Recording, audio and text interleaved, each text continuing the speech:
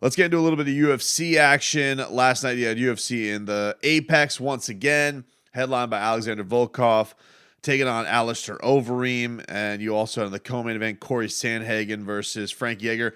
Both of them really shining. Both of the main and the co-main, really the highlights of this night, really shining through, and I think probably saved the night. Everybody really geeked up on what happened in the co-main event. And I honestly didn't have big expectations for the main event between the two heavyweights. It was actually with what happened with Cory, which we'll get to in just a second, and the way that he won his fight, I was almost like, man, what could top that? Which I think actually even lends more credit to what Alexander Volkov was able to do to Alistair Overeem in the main event, really putting him away and looking scary doing it. Alexander Volkov, he's a good heavyweight, but it's one of those things where I don't think he's really had that wow moment in the UFC in a little bit. It's been a little bit lackluster. You just see, he's UFC Drago, which, by the way, he's not UFC Drago. They're stealing that, and I get it. He's Russian, he's blonde, all that stuff. I've always said and gone with the fact that UFC Drago is Francis Ngannou. That dude looks like he was built in a lab and is absolutely scary. One touch, he kills you. So this is the first time I feel like Alexander Volkov has actually lived up to that name, that Drago persona that they try and put forth. I get it, the Russian connection and whatnot, but I'm just telling you, it hasn't vibed. But he hit Alistair Overeem with just some really scary stuff. Like, you could just see the wind of that giant frame that he was connecting on Reem with. And it seemed like the first one that he took, Alistair Overeem was like backing up, wanted no part of it. Looked like he was going to go at some point in the first round, was able to kind of weather the storm a little bit.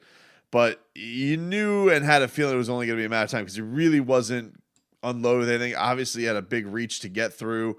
It really was a great performance by Alexander Volkov, and he had a tough show to follow because I do think that people we're looking at the night. It was a little bit reckless. The prelims really gave you nothing. Other than Devontae Smith and his win over Justin James, it was kind of a lackluster night. And then you get into the main event, the main card, excuse me. And it was again, fights were getting better. Beneil Dariush versus Carlos Diego Figueiredo. That was a good bout, especially the first round. But these weren't anything to write home about. Really started picking up, I would say, Clay Guida versus Michael Johnson. Those guys were throwing some big bombs. It was cool seeing Clay Guida back on top. But it was a night that definitely needed a lift, and the co-main and the main really, really did that. And as far as Alexander Volkov's concerned with this win, it's interesting. He said afterwards he wants the title shot. Cool of him to call it out. It seems a little bit stacked up right now. The heavyweight division's in a little bit of a weird place because we know what the championship fight is coming up. We know it's going to be Stipe versus Francis. We have some great fights that are looming. We have this one. They really kind of set up everybody ducks in a row here because you had this fight, which was 5 and 6. Then you have coming up next week is UFC 258. After that, we have Derek Lewis versus Curtis Blades. So those guys are going to get it on. And then thereafter, we have Jairzinho Rosenstrike versus Cyril Gane. A little bit more new blood.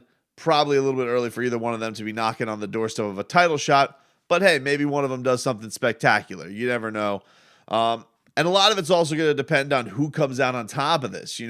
If Stipe ends up beating Francis Ngannou down the road, it's hard to imagine Stipe is not going to immediately want to fight John Jones. It's a matchup people have been wanting forever. I don't know if John's going to, he's talked about wanting to kind of just roll on in there and, maybe test the waters out a little bit at heavyweight. Is that the case, or do you want to just go in there and fight for the title? Who does he want that to be against? Like, what is the matchup? Because I think we're all curious about seeing John against somebody who's a real heavy hitter, somebody like that. But also, take a guy like Volkov, for example. I think it'd be a little bit tough because I think you want the element of when John makes it to heavyweight. We've all wanted to see that. What does that, cartoonish body look like when it doesn't have to cut weight? And if you were in there with Volkov, he'd actually be in a fight where he'd be smaller. So I don't know if that's the visual you exactly want, unless you want John Jones having some underdog kind of mentality. He didn't call out John by name. I think that was right for the take for Volkov, because I don't really. He's in a situation where he's lost to the two guys fighting in a couple weeks in Derek Lewis and Curtis Blades. Curtis Blades in the situation where, look, if Francis Ngannou wins the belt, Francis has kicked his ass really badly twice. So even if he beats Derek Lewis, he's almost in a Max Holloway situation, but even worse because he doesn't really have a performance against Francis that really would make people say, like, oh, I want to see that fight again. So the heavyweight, that's what I mean. It's in a bit of a strange place because you have this wild card of John Jones being thrown in there. We don't really know where he fits. I think he gets immediate title shot. That's where one would assume the GOAT gets to go. Just like when, pretty sure DC got it like right away. I'm pretty certain that he did, but I just want to make sure before I throw that out there. Daniel Cormier, when he fought, because I remember them saying it was like a big. He got the belt back, defended UFC Heavyweight Championship. Yeah, he defended he beat Volkan Oezdemir, and then he fought Stipe and won the Heavyweight Championship. So he was a simultaneous, but he did vacate the title. Okay, that's our history lesson today, boys and girls. So yeah, I mean, if DC got a title shot right away, the guy, John Jones not getting a title shot right away seems kind of silly. I guess that's just on John if he wants to see what heavyweight is like. And then, you think about like, well, okay, well, who's the matchup that he would go up against? Does he want to take on a top 5 guy? Does he want to just take on a name like Alistair Overeem, who, you would think he could probably go handle? That's an interesting question. But I think if he wants the title fight, his career certainly warrants him walking in there and getting the title fight. And then also, I think that these guys, I think heavyweight's in a good spot in that they have a lot of fun names. They have a lot of fun fighters there right now. But other than Francis, because Francis was such a wrecking machine on his way to the top, they don't really have the captivating guy where you're like, this guy's the next guy, much like we have at bantamweight right now. And we'll get to in just a second with what Cory was able to do tonight. But, from the standpoint of Jairzinho, he has the bad loss to Francis, but he was still very exciting, has some exciting knockouts. Cyril Gane, a lot of people are excited about what he's able to do. Curtis Blades, obviously, if your name is not Francis Ngannou, he's kind of beating the holy hell out of you. And then, of course, Derek Lewis, charismatic, one-punch knockouts. Probably, has had his one title shot against Daniel Cormier. And I don't know how many people feel great about his title chances because they kind of see him as a one-trick pony. But nonetheless, if Derek Lewis is in a fight and in a fight week, it's hard to not put him in a matchup and you say, oh, I'm into that. I'm going to be excited to watch him fight. Especially with some of the, the exciting Hail Mary wins that he's able to pull off, like he was against Volkov. And Rosenstrike has that too, like with what he did to Alistair Overeem. So even the guys who aren't maybe as polished products, you would say, they have such crazy power that it still makes for a really, really fun division. So really great performance by Alexander Volkov. I thought one for his career. Really, you beat a guy like Alistair Overeem. Yeah, he's not what he used to be. He hasn't been for a while. But even still, not on Bum Street yet. And he looked really, really scary. Like for a guy in Alistair Overeem, who was one time probably looked upon as the scariest striker on the planet, that was almost different than the way he lost to Jairzinho Rosenstrike, where Rosenstrike kind of threw a Hail Mary bomb. Like this looked like, as soon as he got hit, he really didn't want to be in there with Alexander Volkov. And understandably, scary man. The co-main event. Okay, co-main event, you had Cory Sandhagen taking on Frankie Edgar. This was only 28 seconds of action, but it was a bona fide star maker for Cory Sandhagen, and he's already coming off one where he has the wheel kick knockout of Marlon Moraes back in October. So you're talking this is a four month span. He's got two of the craziest knockouts that you've seen in that short amount of time. And he looks like the truth, man. I mean, you're talking 28 years old and is coming out there with crazy knockouts like he's had at the absolute top of the division. This guy can't be denied. He is absolutely going to be there for the next title shot wherever it lands after Aljamain Sterling and Petr Yan take on each other. Cory Sandhagen's going to be there to pick up the pieces and be able to take on whomever he pleases. And I saw Petr Yan, who is training down here now at American Top Team. I think he was saying something to the effect of, Frankie Edgar is a little longer than first of all, nobody does that to Frankie Edgar. I mean, he's such a G, and you think about just how beloved this guy is and how respected this guy is just throughout his career. The fact that Cory knocks him out like that, it almost feels terrible about it. Like, you can see this after the emotional outburst. He almost has like this look of guilt on his face, because he said it best in the post-fight interview with Daniel Cormier. He goes, "That's Frankie Edgar. That's the former lightweight champion of the world with all 5 nothing of him that he is.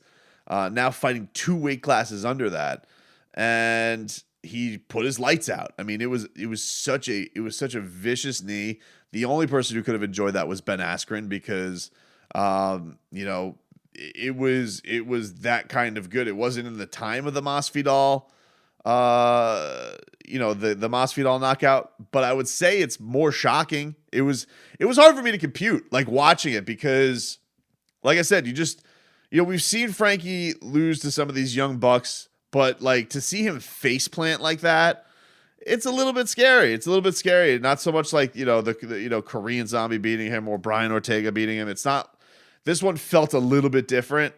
And so, this isn't really a question where Frankie goes from here, because I'm not saying that Frankie Edgar should retire, but seeing somebody who's that decorated, who's that beloved, everybody just, respects the holy hell out of the guy. And even the young gentleman in Cory Sandhagen, who's having, you beat a guy like Frankie Edgar and you beat him in that kind of fashion, co-main event, UFC Fight Night, all that stuff. And you could even see, like, he almost didn't have the full enjoyment that he would have had if it was maybe somebody who wasn't the status of that guy. But, it's still, I think, important for him. For him, I do think that those wins are so good and so spectacular from Cory Sandhagen that it almost erases what happened against Aljamain Sterling. If Aljo is able to come up on top and win the belt, certainly I think everybody would be excited to see a rematch between them. He had a great call out where he's like, I owed Aljamain Sterling a nap. That's a great line. And then for Yan, yeah, I mean, if Yan is able to come out on top and still win, boom, he's got another match with Cory Sandhagen. That's a fun-ass fight. And it's a fun division. Cody Garbrandt's coming out with that sick knockout over Rafael Assunção. So he's got a new fresh coat of paint on him. And then, TJ Dillashaw's obviously, he's going to be back in the mix too. So, and he's going to kind of be the bad guy almost of the division. Everyone's going to want to root against. The only thing you really can't do there is him versus Cody right now, but eventually you definitely could, because of the storyline that surrounds it and all that type of stuff, because those guys hate each other so much. I still think that it could have some juice. Not saying that's something I want right off the bat, but this is a fun division. And they mentioned even tonight, Dominic Cruz is getting back into camp. So, we can see, Dom get back into the mix. Like, they really have a real cream of the crop when it comes to the talent that is surrounding the 135-pound division. It is really, really fun, but I do think that Cory Sandhagen is almost one of those guys where you're looking at the type of talent that is on display, and the type of offense that he was displaying to finish these fights. Very, very impressive. So those are your big highlights, man. That was a night that really was saved by the co-main and main event. Clay Guida getting a win was cool too over Michael Johnson. It is Michael Johnson's one of the wild careers, in mixed martial arts, because you see the resume and how good he has been against some of the best, but then some of the losses that he has, it's just very odd. Even the Khabib fight, you think back to the Khabib fight, like it's almost like you think of like Shane Mosley getting that one shot, or Zab Judah getting that one shot on Floyd Mayweather. Like you could recall the times that the guys have been in danger. Like, yeah, Michael Johnson really put Khabib in danger for a second with hitting him with a big shot. He hits hard.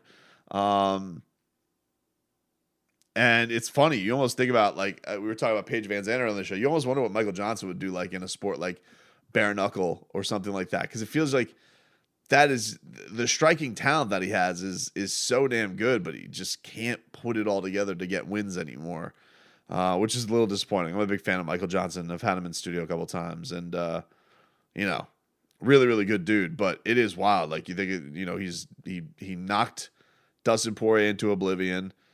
He's beaten Tony Ferguson. He lost to Gaethje, and he lost to Khabib, but he did have a moment where he really hurt Khabib, and maybe in another life, maybe he would have been able to finish the job and put the lights out. But strange career, man, strange career. But that was your night. UFC in Vegas. We got UFC 258 coming up next week. Kamaru Usman versus Gilbert Burns. I'm picking Kamaru to win that fight.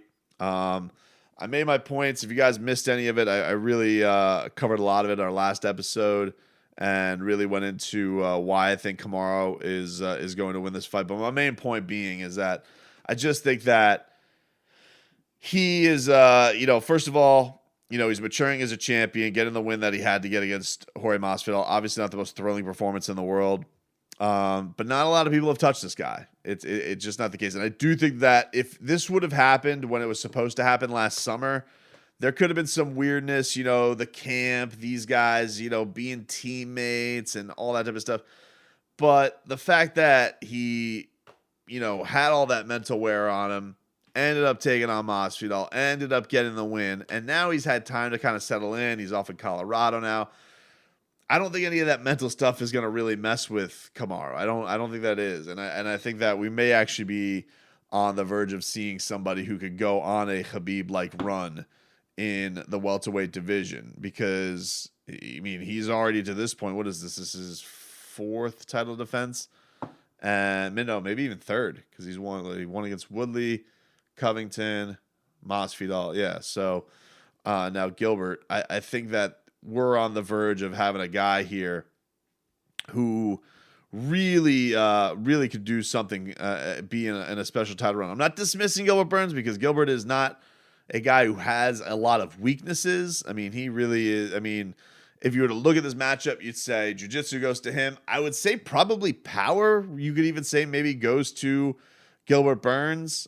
Striking, might be it could be a push. Wrestling, though, is obviously something where Kamaru is so dominant and so good, and and how strong he is, and the way he's able to control rounds.